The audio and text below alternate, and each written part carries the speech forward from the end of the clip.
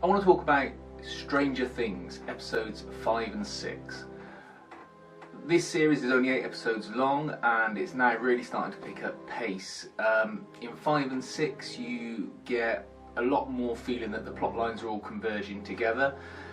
You get information on the backstory at the base, showing that the little girl, 11, has been responsible for opening up the rift between the two dimensions.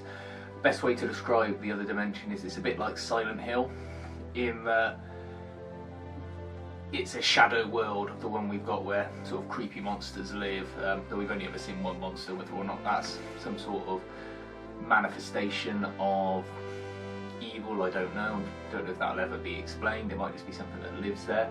You've got that people can travel between the two rifts, most notably the two teenagers, the older teens that I haven't really mentioned much of before because that's just been kept a bit of soppy sort of teen love story that really could be cut totally out of the show. They've found that there's a hole in a tree in the wood. The girl went through it.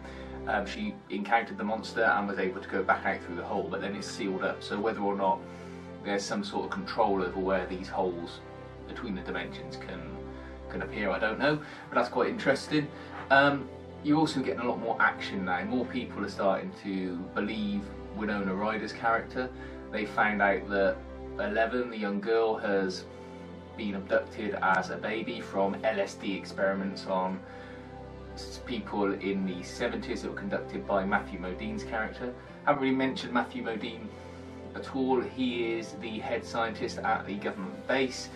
He's the main evildoer of the series, and he looks creepy as hell. He looks like David Cronenberg-esque. He's tall with his big white hair, and yeah, he looks like a weirdo. How anyone would ever trust him to do experiments, I don't know. I suppose he's a classic mad scientist. You see that he's been steadily abusing this 11 throughout the series in flashbacks, and that's resulted in her being traumatised. The only thing I will say is that that character of 11 is starting to get on my nerves, in that she can clearly talk, she can communicate, and she's clearly friends with these children, but she only seems to be able to say things that are necessary for the plot to develop. She doesn't want to say a single word. She's totally traumatised until she absolutely has to be coherent for the plot to go forward.